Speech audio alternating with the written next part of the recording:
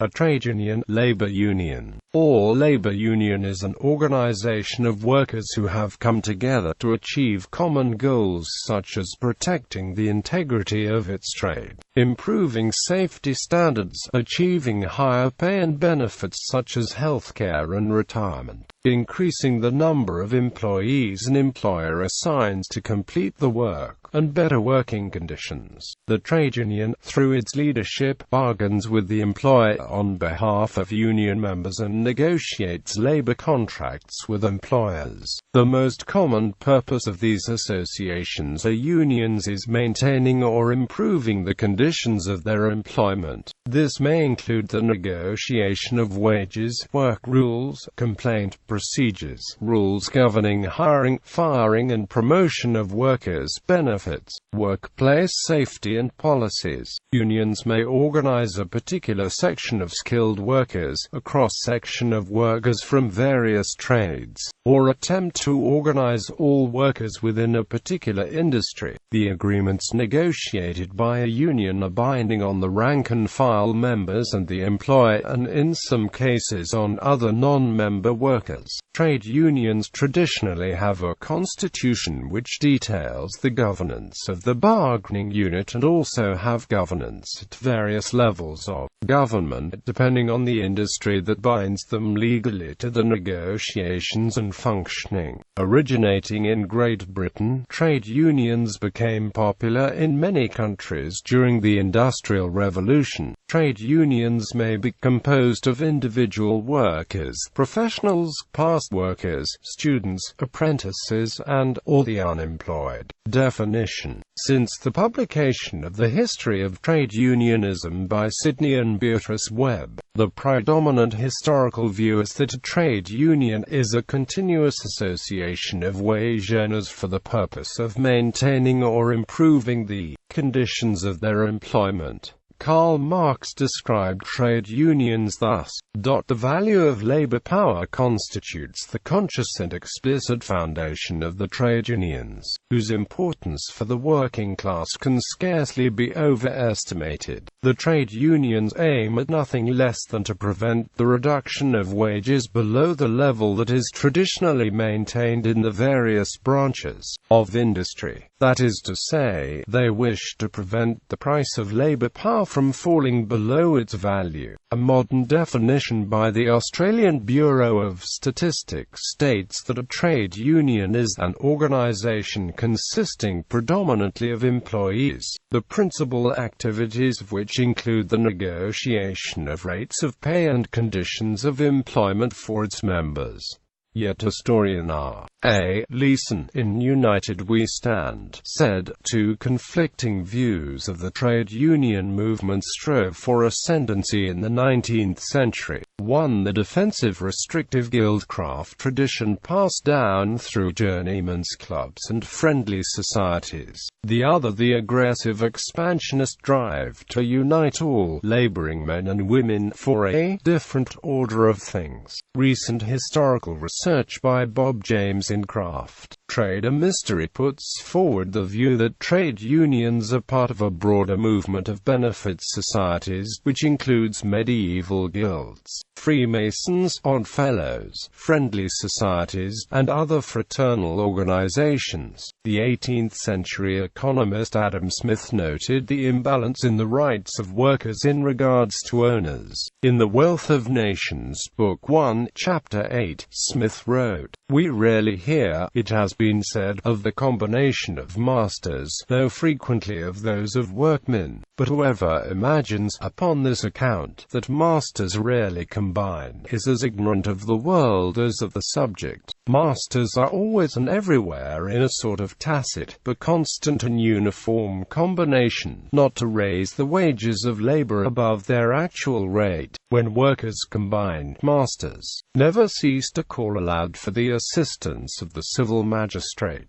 and the rigorous execution of those laws which have been enacted with so much severity against the combination of servants, laborers and journeymen." As Smith noted, unions were illegal for many years in most countries. although Smith argued that it should remain illegal to fix wages or prices by employees or employers. There were severe penalties for attempting to organize unions, up to and including execution. Despite this, unions were formed and began to acquire political power, eventually resulting in a body of labor law that not only legalized organizing efforts, but codified the relationship between employers and those employees organized into unions. History. The origins of trade unions can be traced back to 18th-century Britain, where the rapid expansion of industrial society then taking place drew women, children, rural workers and immigrants into the workforce in large numbers and in new roles. This pool of unskilled and semi-skilled labor spontaneously organized in fits and starts throughout its beginnings, and would later be an important arena for the development of trade unions. Trade unions have sometimes been seen as successors to the guilds of medieval Europe, though the relationship between the two is disputed, as the masters of the guilds employed workers who were not allowed to organize. Trade unions and collective bargaining were outlawed from no later than the middle of the 14th century, when the Ordinance of Labourers was enacted in the Kingdom of England. As collective bargaining and early worker unions grew with the onset of the Industrial Revolution, the government began to clamp down on what it saw as the danger of popular unrest at the time of the war. In 1799, the Combination Act was passed, which banned trade unions and collective bargaining by British workers, although the unions were subject to often severe repression until 1824. They were already widespread in cities such as London. Workplace militancy had also manifested itself as Luddism and had been prominent in struggles such as the 1820 Rising in Scotland, in which 60,000 workers went on a general strike which was soon crushed. Sympathy for the plight of the workers brought repeal of the Acts in 1824, although the Combination Act 1825 severely restricted their activity. By the 1810s, the first labor organizations to bring together workers of divergent occupations were formed. Possibly the first such union was the General Union of Trades, also known as the Philanthropic Society, founded in 1818 in Manchester. The latter name was to hide the organization's real purpose in a time when trade unions were still illegal. National General Unions. The first attempts at setting up a National General Union were made in the 1820s and 30s. The National Association for the Protection of Labor was established in 1830 by John Doherty, after an apparently unsuccessful attempt to create a similar national presence with the National Union of Cotton Spinners. The association quickly enrolled approximately 150 unions, consisting mostly of textile-related unions but also including mechanics,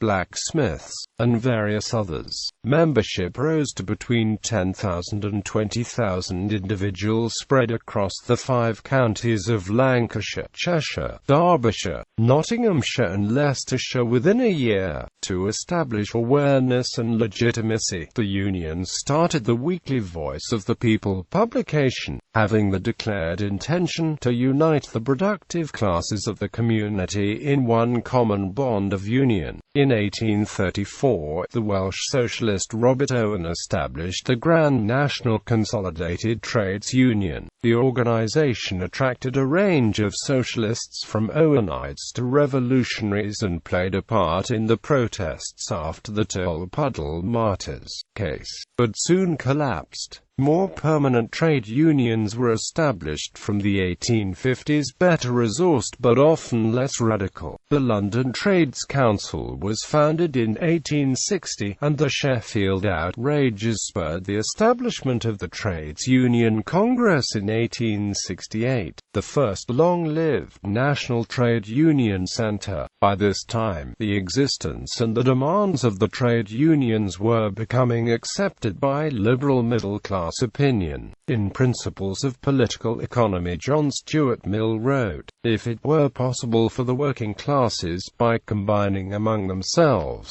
to raise or keep up the general rate of wages, it needs hardly be said that this would be a thing not to be punished, but to be welcomed and rejoiced at. Unfortunately, the effect is quite beyond attainment by such means. The multitudes who compose the working class are too numerous and too widely scattered to combine at all, much more to combine effectually. If they could do so, they might doubtless succeed in diminishing the hours of labor, and obtaining the same wages for less work. They would also have a limited power of obtaining, by combination, an increase of general wages at the expense of profits." Legalization and expansion. Trade unions were finally legalized in 1872. After a Royal Commission on Trade Unions in 1867 agreed that the establishment of the organizations was to the advantage of both employers and employees. This period also saw the growth of trade unions in other industrializing countries, especially the United States, Germany and France. In the United States, the first effective nationwide labor organization was the Knights of Labor in 1869, which began to grow after 1880. Legalization occurred slowly as a result of a series of court decisions. The Federation of Organized Trades and Labor Unions began in 1881 as a federation of different unions that did not directly enroll workers. In 1886, it became known as the American Federation of Labor, or AFL. In Germany, the Free Association of German Trade Unions was formed in 1897 after the conservative anti-socialist laws of Chancellor Otto von Bismarck were repealed. In France, labor organization was illegal until 1884. The Bourse du Travail was founded in 1887 and merged with the Fédération Nationale des Syndicats in 1895 to form the General Confederation of Labor. Prevalence. The prevalence of unions in various countries can be assessed using the measure union density. The definition of union density is the proportion of paid workers who are union members. Trade union density figures are provided below for various countries.